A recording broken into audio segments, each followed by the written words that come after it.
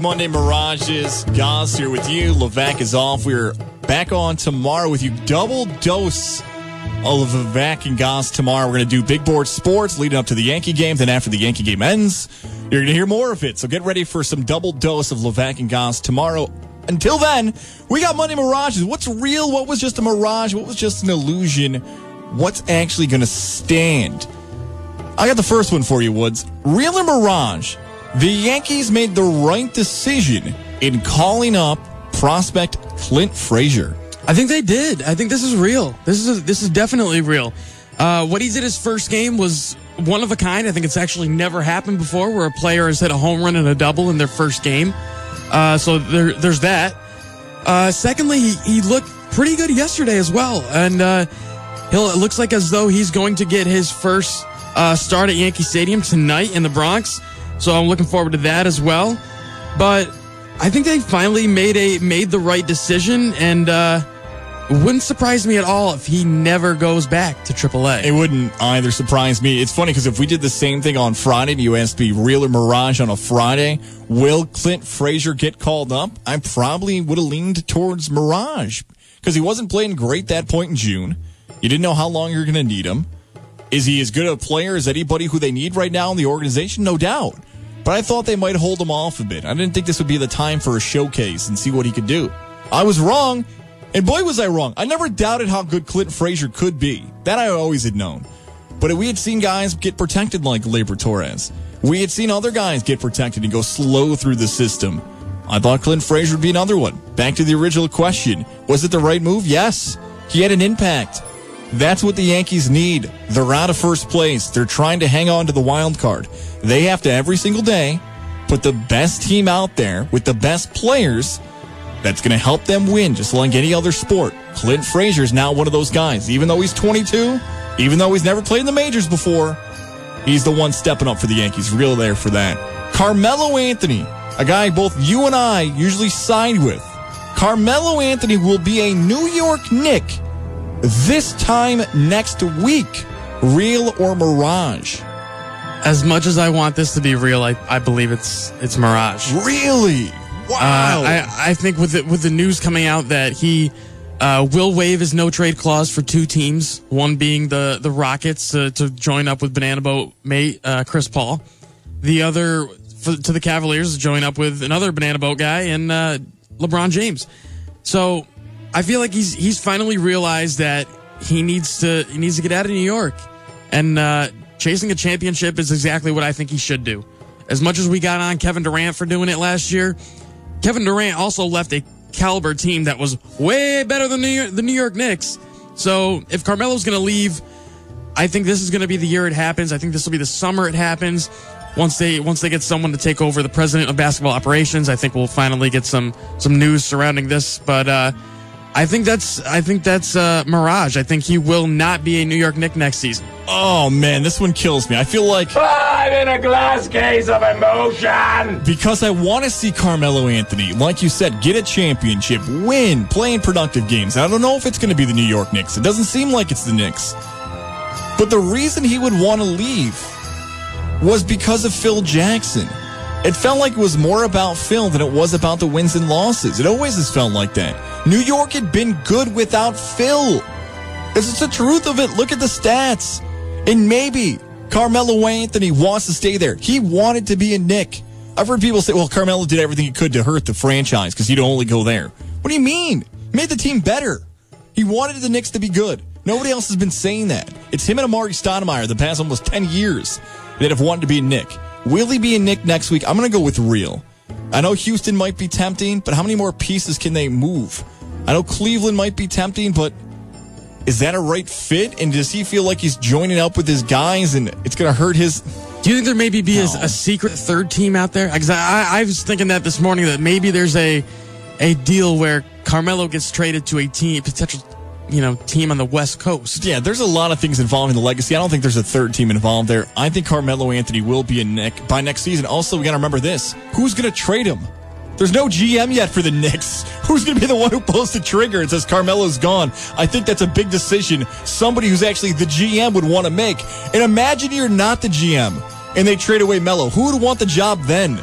We got 3 more for you here. John Wall, after the Paul George trade, which we haven't even got into that much today. John Wall is the second best player in the Eastern Conference in the NBA. Mirage, he's 4th. 4th? Okay, Yeah. who's second and third? LeBron, obviously, number 1. Yep. Second, I'm going to go with Kyrie Irving. I still think he's a top-notch scorer out there that he can go off on any night when he so chooses. The guy in third, and this might surprise a lot of people, but I think it's Giannis Antetokounmpo. The Greek Freak I is think number the Greek 3. Freak is, in my mind, he's becoming a star among stars. He will be the closest thing I think we see to a LeBron James style player, where he can play both ends of the court, and with those high-flying, soaring dunks from nearly the free throw line. I think he's going to be something special, and he's just getting started. And I put John Wall 4th. We'll see where Gordon Hayward falls. Kyle Lowry probably should be mentioned. I was thinking about him too, but Carmelo, even though he's older, maybe Isaiah Thomas. I'm sure some fans are wondering where is IT.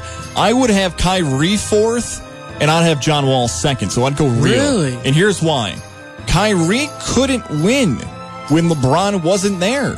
He had his opportunity. It was supposed to be his team. It never happened. Wasn't it Kyrie and nobody? Yes, it's true. But Washington had what? Wall and Beal? Were those teams better? I would take John Wall over Kyrie Irving. I think he's just a more explosive player. Antetokounmpo for 3. I like that. But again, hasn't won yet. Young kid, just starting out. Milwaukee could be a top 3 team in the East next year. Top 4, maybe. Wouldn't surprise me if happens. they're the number 2 seed at all. Right. Boston's going to be in the mix still. Washington's going to be in the mix. But the Greek Freak getting better, he's going to be fun. Might have some news on the Greek Freak's future teammate in a little bit, too. Ooh, I got 2 more for you here. Actually, I lied. I can't count. I got 3 more.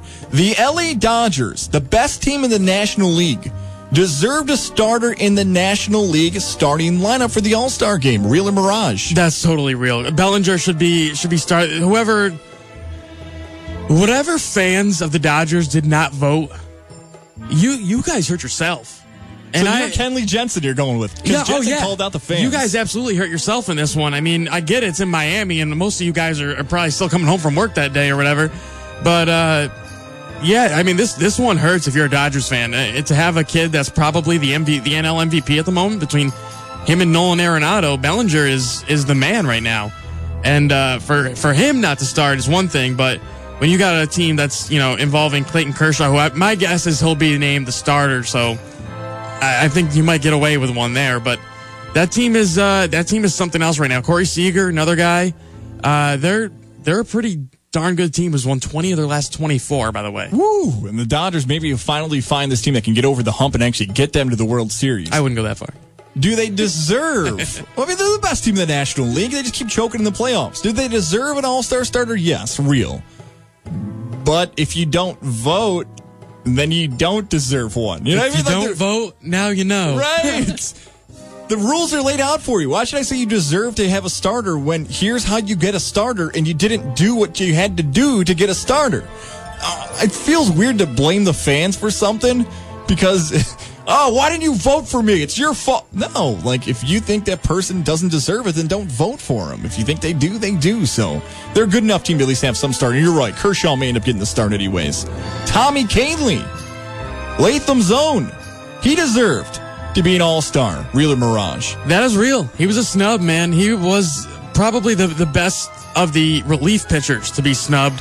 Probably should have had the spot over Dylan Betances.